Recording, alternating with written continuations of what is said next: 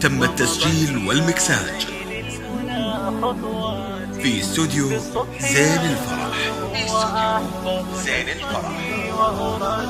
لكل جديد في عالم الزفات والشيلات والقصائد الشعرية بالكتاب بهمة ومضت إلى نيل المنى خطوات 05 08 33 حصتي وأراجع المحفوظ قبل سباتي. جهد بذلته للكتاب وصنته بين الفؤاد وخفقه النبضات، والله يشهد ما سعيت لنيله ويرى زمان تخبطي وشتاتي. أمي أبي يا من لأجل مسيرتي قد جدتما بالدعم والدعوات، فمددتما نحوي عطاء يديكما ودعوتما دوما بحسن نباتي. في حفظ الكتاب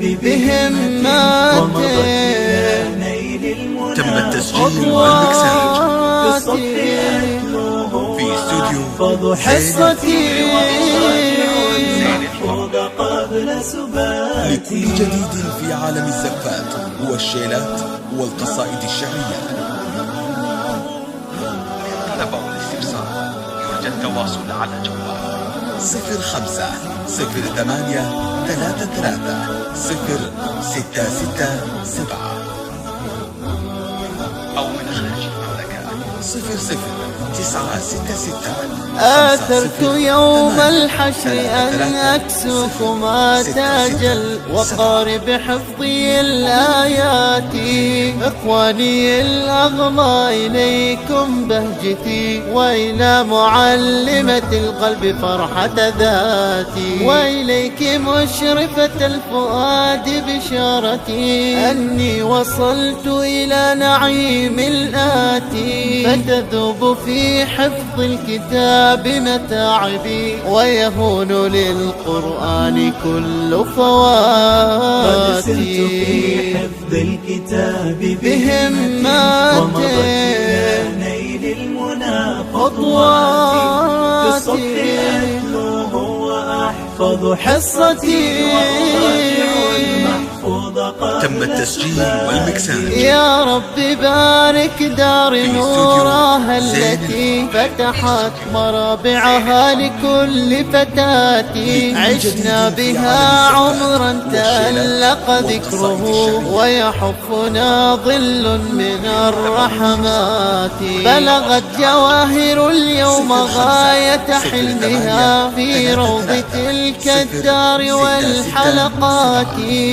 قد ختمت الذكر بعد مسيرة سارت لها قدمي بكل ثبات.